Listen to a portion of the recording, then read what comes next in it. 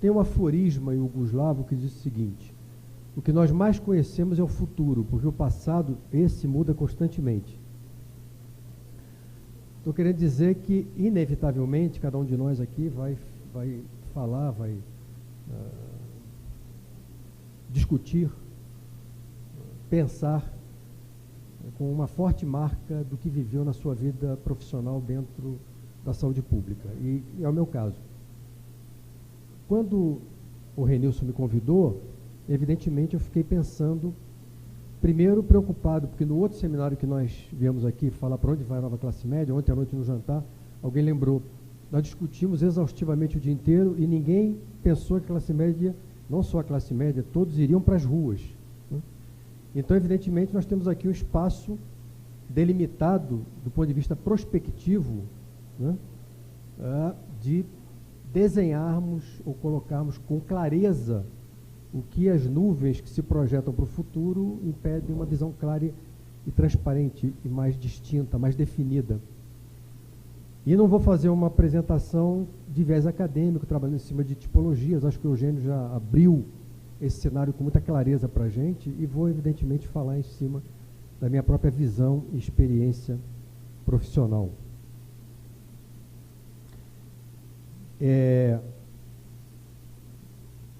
A apresentação está um pouco pesada, nós atrasamos um pouco o nosso horário, eu vou tentar ser o mais objetivo, não cansá-los e mantê-los acordados todo o tempo em que falarei. O primeiro ponto é esse, né? Que foi colocado aí, que o nosso SUS seria um evento singular, né, no contexto, embora eu discorde um pouco dessa coisa de Big Bang, porque, na verdade, nós poderíamos pensar o SUS como um processo histórico, político, que tem suas raízes nos anos 50, né, com o desenvolvimentismo, e depois com João Goulart, algumas outras questões, e depois todo o processo municipalista, e, evidentemente, a luta contra a ditadura, mas foi, com certeza, um processo de luta política, de mobilização, que tinha um ideário muito claro, muito consistente. Saúde é democracia, democracia é saúde. A questão da universalização e, muito marcadamente, conjugado com uma visão de transformação da sociedade, de mudanças estruturais na sociedade. Da questão da pobreza, da miséria, da desigualdade, do autoritarismo, né, da questão social colocada no centro do processo. E, portanto, a questão da determinação social muito presente. E o grande desafio para nós todos, a questão da equidade, né, das diferenças, das desigualdades, como pano de fundo. Nós saímos, portanto, e vejam que desafio, não é? Nós saímos de um modelo altamente centralizado, um percentual muito pequeno da população brasileira tinha acesso à assistência médica previdenciária, os ricos pagavam pela sua assistência, a grande maioria da população era objeto da caridade e da filantropia, e nós, Brasil, sociedade brasileira, colocamos como desafio uma radical transformação desse modelo, com uma radical descentralização, a saúde como direito, dever do Estado, e incluindo a questão da participação social em todos os níveis. E hoje, nós temos um sistema que cobre 70% da população brasileira, talvez um pouco menos, porque no seminário de para onde vai a classe média, o número que foi apresentado aqui pelo setor suplementar foi que hoje 33% da população brasileira já estaria coberta pelo setor de planos e seguros. E lembrando que o Odorico já chamou a atenção, que, na verdade, todos usam o SUS, em algum nível, em alguma dimensão, em algum momento. Eu queria chamar a atenção agora para algumas questões, umas mais ou menos polêmicas, mas eu fiz questão de trazer, entendendo que hoje nós vivemos no Brasil um momento muito rico e muito importante, um momento político fundamental, em que a democracia brasileira, a política dentro da democracia brasileira terão os seus rumos definidos, né?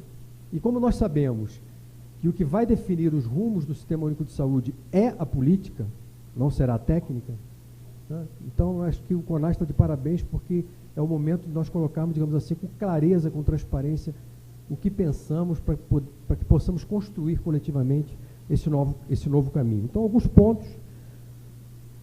Esse primeiro ponto ele é absolutamente central, exatamente, o governo Itamar Franco, nós perdemos os recursos da Seguridade, mas eu também chamaria a atenção de que a emenda 29, ao tratar de maneira diferenciada o papel da União no financiamento setorial, contribuiu para esse processo, fragilizou ainda mais a questão do financiamento setorial, e a perda da CPMF, né, em 2007, antigamente era Giz e Lousa, né? Agora está mais complicado. A CPMF, nós perdemos um instrumento poderoso de controle de caixa 2 e evasão fiscal, não temos mais esse controle, e perdemos 50 bi que poderiam estar na saúde.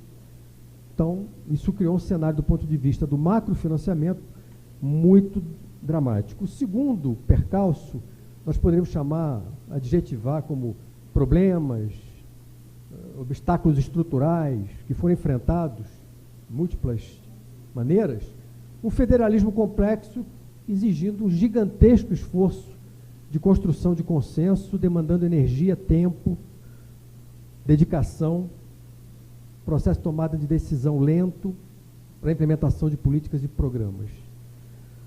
Nos dispusemos a construir um sistema radicalmente descentralizado, sabendo que a grande maioria dos municípios tinha uma fragilidade absolutamente estrutural importante do ponto de vista de assumir a condução da política de saúde. Esse ponto é um dos pontos mais importantes do ponto de vista estratégico, né? No mesmo momento que nós comemorávamos o capítulo Saúde da Constituição e a criação do Sistema Único de Saúde, naquele exato momento, o setor mais organizado, a vanguarda do operariado brasileiro, através de seus sindicatos, apoiava entusiasticamente a reforma sanitária brasileira na retórica, mas na prática, na mesa, sentados com seus patrões, negociavam o fortalecimento do mercado de planos de seguro-saúde, situação que se mantém até hoje, né? Entusiasmo na retórica, pragmatismo na prática, fragilização da estratégia do Sistema Único de Saúde, porque um dos atores mais importantes do ponto de vista político e prático, né, desde o início se coloca na contramão dessa nossa caminhada. Eu diria que, do ponto de vista dos partidos políticos, idem, com raras exceções, os partidos políticos apoiam com entusiasmo o Sistema Único de Saúde. Eu vou falar um pouquinho mais à frente, mas eu diria que é como se nós estivéssemos aqui diante de uma falso self, de uma falsa consciência sanitária no sentido do Berlinguer, né? Porque todo mundo acha maravilhoso, sensacional, todo mundo apoia, mas na hora de votar, os 10% das receitas, na hora de votar medidas que, de fato, deem sustentabilidade estrutural ao sistema, a história é outra. Esse ponto aqui, eu fiz questão de colocar porque ele é muito polêmico, né? Mas eu diria que a opção de ter começado a implementação do PSF, inicialmente como programa de agentes comunitários, depois expandindo para uma visão mais holística de qualidade, pelos pequenos municípios, pelo interior e pelas regiões menos desenvolvidas, pode ter comprometido, de maneira importante, a utilização dessa estratégia como força motriz de reorientação radical do modelo assistencial. Então, o que aconteceu é que nós mantivemos o modelo, de certa forma, hospital-cêntrico, para o conjunto dos trabalhadores, para as regiões metropolitanas, e começamos timidamente o que seria o eixo estratégico de reorientação pelas regiões mais pobres. Hoje nós temos aí um Brasil com metade coberto por um PSF muito heterogêneo, de qualidade heterogênea também, de cobertura heterogênea, e a outra metade da população brasileira usa outro tipo de modelo. A própria dinâmica do capital no setor saúde, o desenvolvimento capitalista brasileiro introduz o vetor pró-mercado. Esse vetor pró-mercado fortalecido por medidas tomadas em vários governos, criando estímulos e subsídios para o setor privado. Nós vamos falar um pouco nisso também. Essa visão aqui é muito importante. Eu colocarei na minha apresentação como talvez uma das questões centrais dos dilemas de para onde vai o Sistema Único de Saúde, que é o que nós lemos em todos os dias na grande imprensa. Outro dia, o jornal O Globo do Rio de Janeiro publicou um editorial falando exatamente isso. Nós temos que ter um sistema que cuide bem dos pobres. Nós não queremos um sistema que cuide bem dos pobres. Nós lutamos para ter um sistema que cuide bem de todos, não apenas dos pobres. Mas esta questão, que é ideológica, que é cultural, ela foi se consolidando com certo viés hegemônico. E eu acrescentaria também, como muito importante, isso aqui: a falta de consenso em torno de uma proposta de reforma do Estado que nos permitisse implementar uma nova governança setorial. E essa falta de consenso se arrasta até hoje, não é? Nós vamos ter um plano nacional de cargos e salários com estabilidade rígida, nós vamos ter um sistema com múltiplos modelos, tipo Fundação, OCIP, OS, ou nós vamos caminhar para uma outra concepção. O Gastão, nosso querido Gastão, publicou um artigo no Globo essa semana, ou semana passada, propondo transformar o SUS numa autarquia nacional organizada em regiões e colocar aí por dentro a questão dos modelos de organização e dos vínculos contratuais, né? Então você vê que o pessoal está pensando, mas esta questão é uma questão muito importante. Bom, ninguém pode negar, e aí nós temos que começar esse seminário com um astral alto e com muito entusiasmo, né? Pelo amor de Deus, né? Ninguém pode negar que o esforço de construção de 25 anos do SUS é um gigantesco sucesso, né? Do ponto de vista de saúde pública, né? Nós temos aí o nosso Programa Nacional de Imunizações, que não só é um sucesso internacional, mas ele também foi importante para a criação de uma base tecnológica para bioprodutos. Hoje o Brasil é um dos maiores produtores mundiais de vacinas, né? O nosso PSF, o Programa de AIDS, de transplantes, o SAMU, a política de tabagismo. Eu colocaria aí a reforma psiquiátrica como um marco extremamente importante, né? E a criação de uma rede comunitária, os CAPs, as residências terapêuticas, que só não avançaram mais porque não tem recursos financeiros suficientes.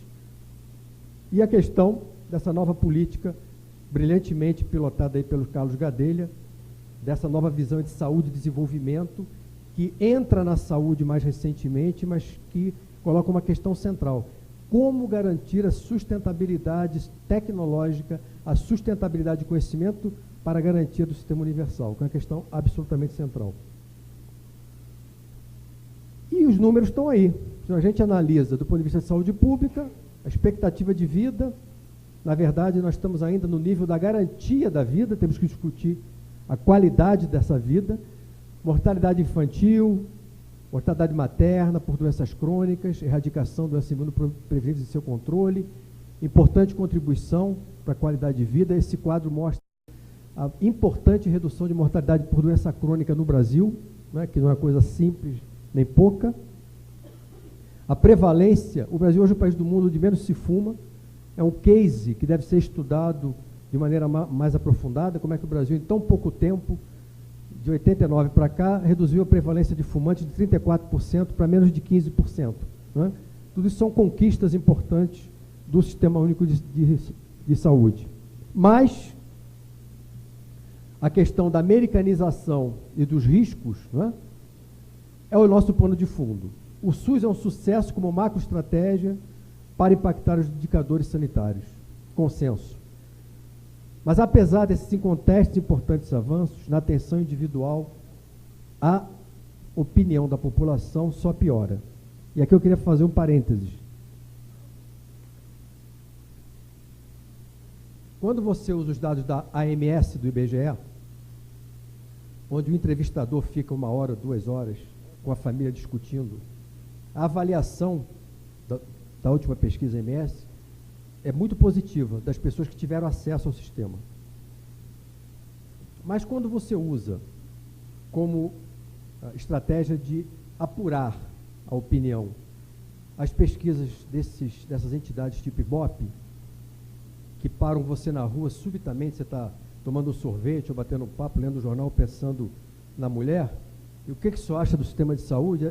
Eu questionaria com muita profundidade a qualidade dessa avaliação como percepção real, porque é muito pontual, muito fragmentado e muito colocado ali, né? Mas são esses dados de 2.000 pessoas que são entrevistadas na rua, andando de um lado para o outro, que saem e aparecem nos jornais. A pesquisa da AMS, bastante mais detalhada, aprofundada, que nos permite pensar essa questão de uma outra perspectiva, não tem espaço. Mas o fato está aqui. Também, considerando que introduziu-se nos últimos 10 anos um forte vetor de ampliação do emprego formal, não é? Emprego formal esse que oferece uma série de benefícios aos trabalhadores, incluindo assistência médica, nós temos aí um crescimento importante da população coberta pelo setor suplementar. Avançando um pouco, então, para nós pensarmos os rumos e o futuro do nosso sistema de saúde, temos que entender que os sistemas de saúde são estruturas hipercomplexas, em permanente transformação e fortemente baseadas em trabalho humano corporificado nas instituições. E para pensar, então, esse futuro, rapidamente temos que reiterar o que já foi dito aqui por outras pessoas, que são essas transições. Rapidamente vou falar da epidemiológica, demográfica, alimentar e tecnológica e vou me deter um pouquinho mais na cultural, porque é aí que eu quero centrar a minha questão. A epidemiológica todo mundo sabe, só que tem um detalhe, embora todo mundo saiba, é que além da mudança brutal do perfil de adoecer e de morrer na população brasileira, onde predominam as doenças crônicas, nós temos 2 problemas adicionais. O fato de que as doenças infecto-contagiosas continuam sendo uma importante carga de doença, não é? Principalmente malária, tuberculose, dengue e AIDS. Mas tem um outro problema, é que o Brasil, hoje, numa situação de quase pleno emprego, continua sendo uma das sociedades mais violentas do mundo. E o peso, o impacto dos homicídios, das agressões interpessoais, dos acidentes de trânsito e de trabalho são um componente muito importante que pressionam, que tensionam o sistema de saúde do ponto de vista estrutural e do seu financiamento. Então, nós temos aí uma tríplice carga de doença que complica. A demográfica, nós estamos envelhecendo rapidamente, o Brasil está fazendo uma transição demográfica na metade do tempo que a Europa fez. Então, a questão do envelhecimento, a questão que nós teremos cada vez mais a presença de pacientes portadores de doenças crônicas, comorbidades, múltiplas patologias, necessitando não exatamente de cuidados médicos, mas também de cuidadores, enfermeiros, psicólogos, fisioterapeutas e outros profissionais, e chamando a atenção de que a OMS nos alerta. As demências, senis, Alzheimer, depressões, distúrbios neuropsíquicos terão um papel absolutamente fundamental nos próximos anos, o que reforça a importância de radicalização da reforma psiquiátrica e da disponibilização das tecnologias adequadas ao enfrentamento dessa questão. A transição alimentar, basta olhar, o brasileiro está mais gordinho, a brasileira também está mais gordinha, 55% da população brasileira está acima do peso, 16% são obesos, nós estamos caminhando celeremente para o mesmo padrão americano, se nada for feito. Tem um dado de um pesquisador da UERJ, calculando que se nada for feito, daqui a 10 anos nós estaremos gastando em assistência médica de doença crônica, direto ou indiretamente relacionado com a questão do sedentarismo e obesidade, 40 bilhões de reais. A transição tecnológica, aqui eu queria só destacar a importância do papel da Conitec, né, através de uma lei sancionada pela presidenta Dilma, que pela primeira vez o governo brasileiro tem uma instância de gestão de tecnologias e de definição do processo de incorporação de tecnologias, mas queria destacar também que quando se fala de tecnologia, nós não podemos esquecer das tecnologias relacionais e da política nacional de humanização, porque não estamos falando só de tecnologias duras, mas também de como a questão das grupalidades, da gestão compartilhada, da clínica e da gestão pensadas de maneira conjunta são fundamentais nesse processo. Muito bem. Nós já ouvimos aqui várias questões colocadas, não é? Por que o Brasil, nesses 25 anos, não conseguiu estruturar o seu sistema conforme era o ideário do pensamento, do movimento naquele momento, Por que caminhamos para um sistema fragmentado? Não conseguimos uma base de financiamento estável. O que está por trás disso? O que está por trás disso, na minha visão, é essa questão. Como é que o Brasil construiu, nesse período, uma visão da saúde, do papel da saúde na sua vida, na vida social? Não apenas no sentido da saúde como um bem em si, mas da saúde como um direito, de como esse direito deve ser garantido. Aqui está o ponto central. Ou seja, como se dá o processo da construção de uma determinada visão e compreensão da saúde de um ponto de vista individual e coletivo por meio de um processo político-cultural. Estou falando de ideologia, estou falando de política, estou falando de poder e de como essas estruturas se expressam no processo de tomadas de decisão e dos rumos que uma determinada sociedade toma para uma questão tão importante como a saúde. Esse processo de como se constrói uma consciência coletiva de como se vê a saúde num determinado momento histórico na sociedade, ele é multidimensional, polifacetado e muito complexo e pouco estudado. Ninguém fala nisso, ninguém discute isso. Né? Mas eu diria que existem várias dimensões colocadas para nós cotidianamente que têm um certo impacto nisso. Como se fosse um cimento, né, ou um alimento que vai consolidando uma determinada maneira de ver e de perceber a saúde como uma política pública, não é? Uma das mais importantes são todas as estratégias das indústrias farmacêuticas em relação às suas publicidades. Quando eu falo aqui de novas estratégias, é que não é incomum que apareça na grande mídia uma campanha de utilidade pública chamando a atenção para uma determinada patologia ou doença, e, na verdade, o que está por trás é uma indústria colocando um novo produto no mercado. Né?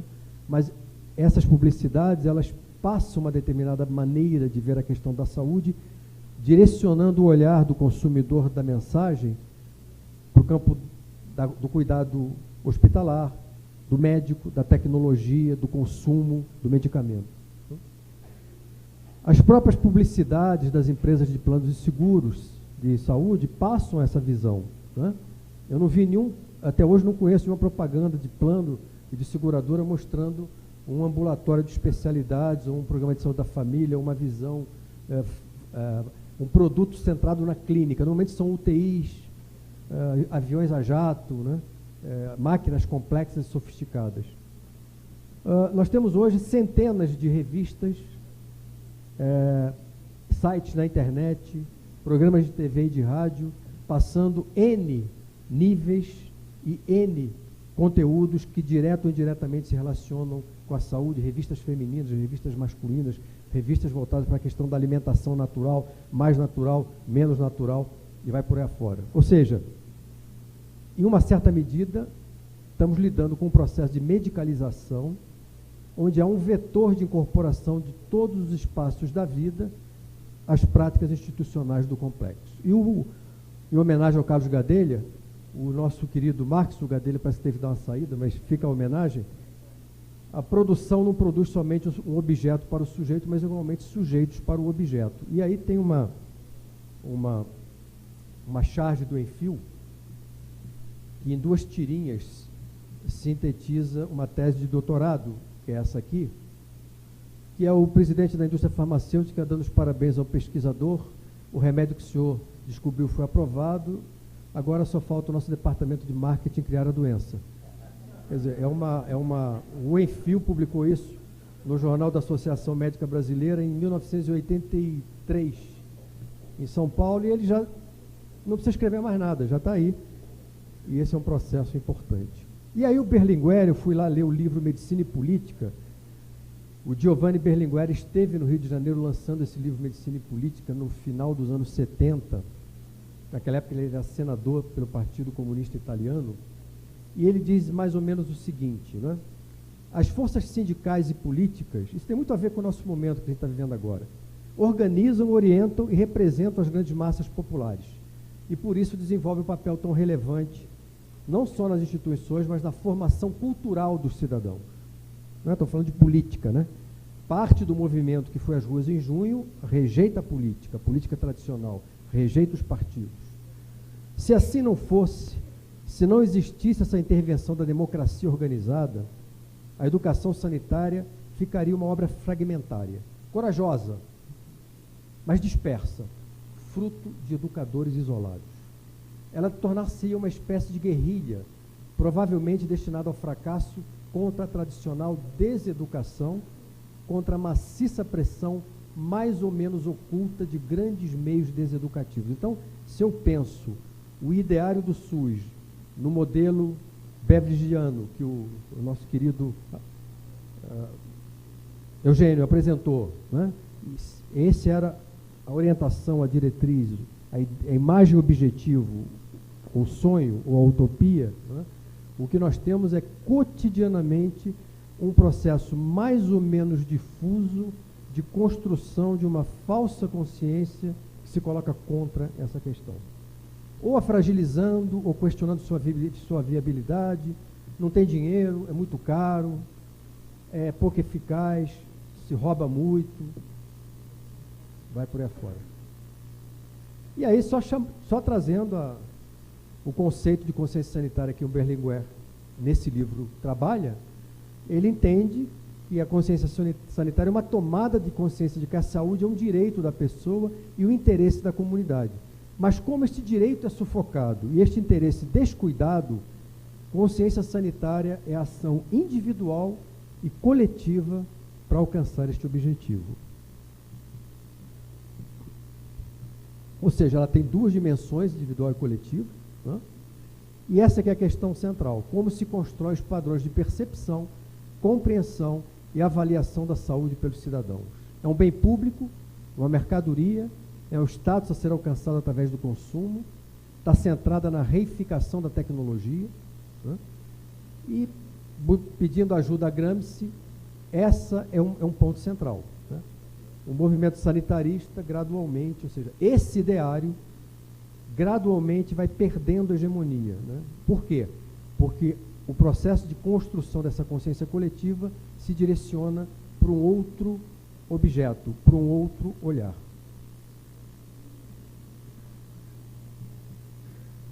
E agora eu queria rapidamente chamar a atenção de que nós não podemos cair no erro de trazer essa discussão sempre para o campo da doença, porque o que orientou o movimento da reforma sanitária brasileira foi produzir saúde.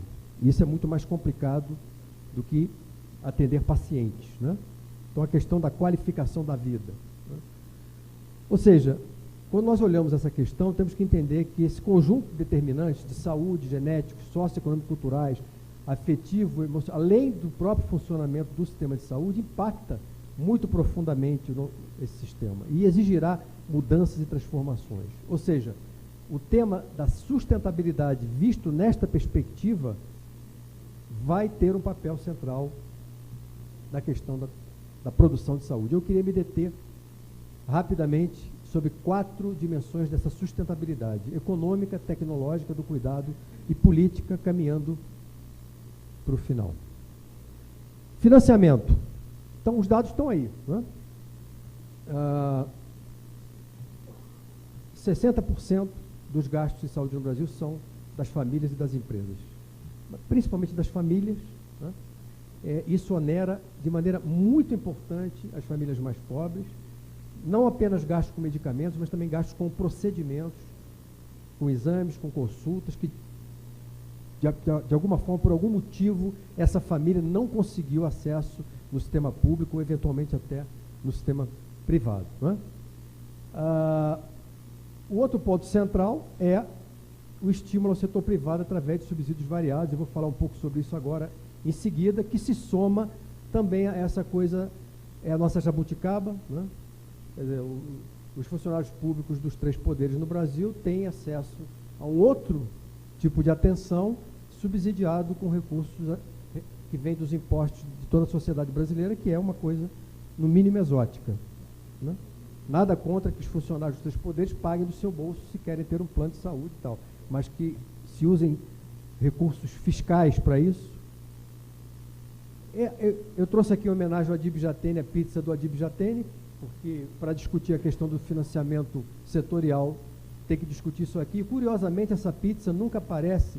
Bom, pizza é meio complicado aparecer. Vamos dizer assim, esses dados nunca aparecem em nenhum debate para candidaturas à presidência da República. Ninguém fala disso, não é?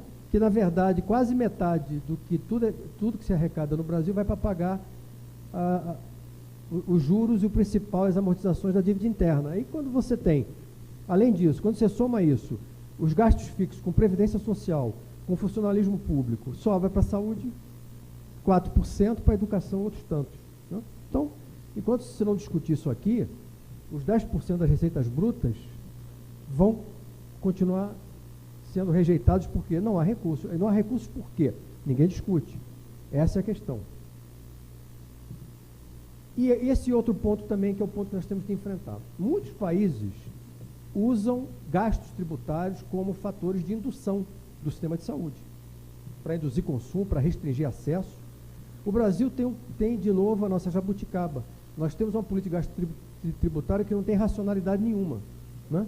Porque ele permite, por exemplo, que alguém acorde hoje, um dia de manhã, insatisfeito com o que viu no espelho e decida fazer um retoque geral, um botox, botar um novo nariz, esticar as orelhas, uma prótese no queixo.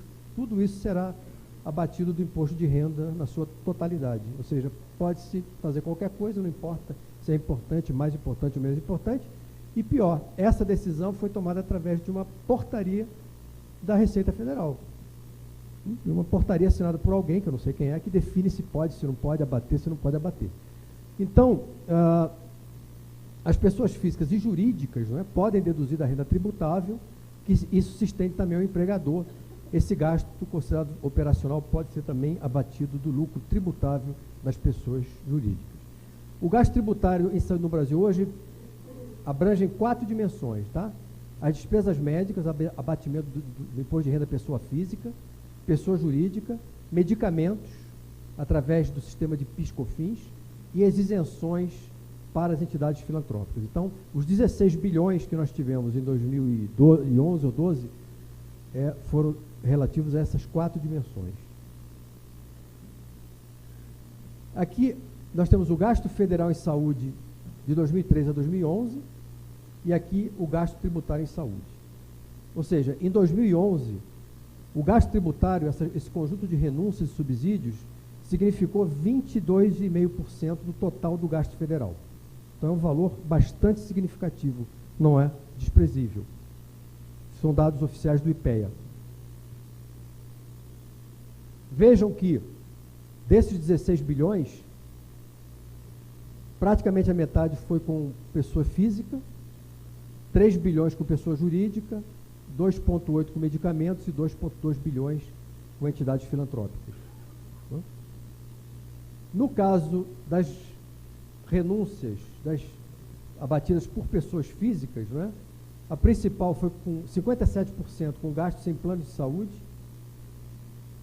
21% com honorários de profissionais, 20% com hospitais, 1% com profissionais no exterior e 0,29% com clínicas no exterior.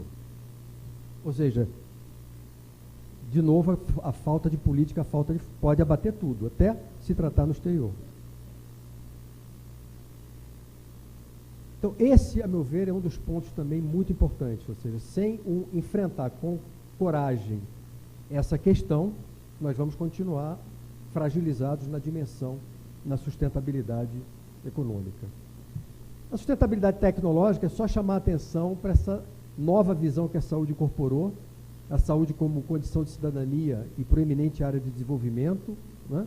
Como articular a base produtiva nacional com as necessidades de saúde, como garantir o acesso às tecnologias através de uma política industrial, uma política de desenvolvimento e de inovação, é o que o Brasil está fazendo, né? E isso vê claramente que a saúde é investimento, não é gasto, né?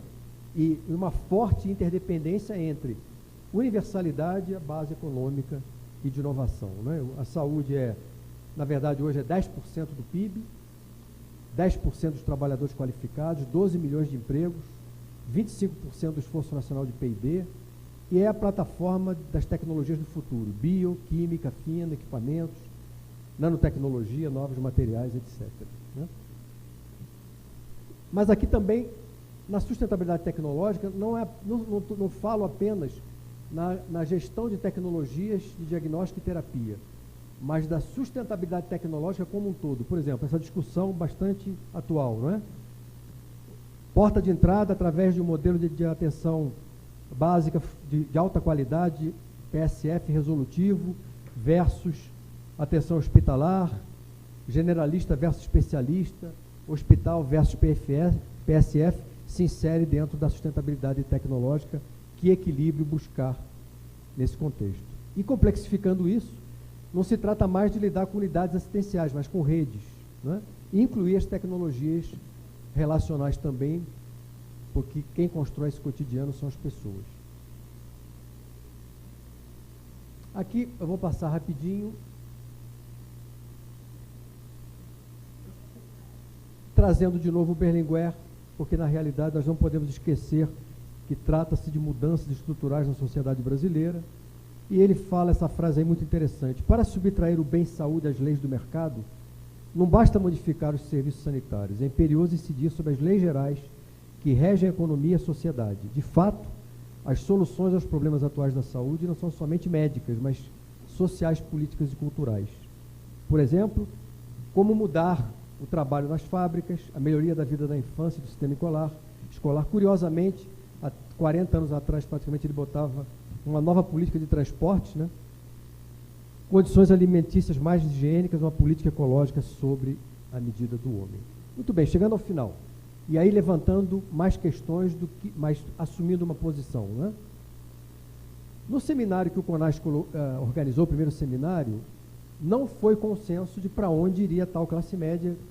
Não, foi consenso que não existe esse negócio de classe média nova, e sim uma grande ampliação da base de trabalhadores, mas havia sim, nós temos uma nova classe média, né, com acesso a bens, com maior poder de compra, aumento da renda média, mas ninguém se arriscou a dizer: esse novo brasileiro optaria racionalmente por um sistema privado, por um sistema público? Os dados que foram apresentados aqui não nos permitiam afirmar nada disso. Então, eu diria que esse processo, e olhando o que aconteceu nas ruas em junho, é um processo em aberto. E é um desafio para nós sanitaristas ganhar, do ponto de vista político e ideológico, essa questão para o nosso lado. Aqui nós temos um problema, porque as elites veem o SUS como o sistema de saúde para atender os mais pobres. Coitado dos pobres, eles têm que ter algum tipo de atendimento, então vamos organizar um SUS melhor para eles. E não é isso que nós queremos, né? E é isso que eu estou colocando aqui, quer dizer, como construir hegemonia no novo cenário, né? O grito das ruas, ninguém sabe muito bem o que é saúde padrão FIFA, é uma coisa meio dúbia, mas eu também não vi ninguém na rua com cartazes: queremos mais planos e seguros, né? A sensação é: queremos políticas públicas de mais qualidade. Eu acho que é aí que nós temos um espaço para entrar. E a transição cultural, quer dizer, essa construção coletiva de uma determinada maneira de ver a saúde, hoje nos é francamente antagônica. Porque o que predomina hoje é uma visão medicalizada, centrada nas tecnologias duras, numa qualidade, numa falsa qualidade melhor ou superior da medicina privada. É essa visão que predomina hoje. Então, nós estamos exatamente no processo de luta política e ideológica em relação a essa visão que hoje é hegemônica. E a pergunta: a filosofia humanista e generosa do SUS ainda toca o coração das massas? Ou seja, nós temos duas racionalidades e dois projetos em confronto. Evidentemente que temos nuances aí dentro que poderiam tipificar 3 ou 4 projetos em confronto, mas grosso modo, vamos caminhar para o SUS universal, integral, equânime, financiado com recursos públicos para todos? E aqui nós temos 2 pontos que não são consenso: a gestão das unidades e redes públicas, toda essa questão da dimensão da gestão, né?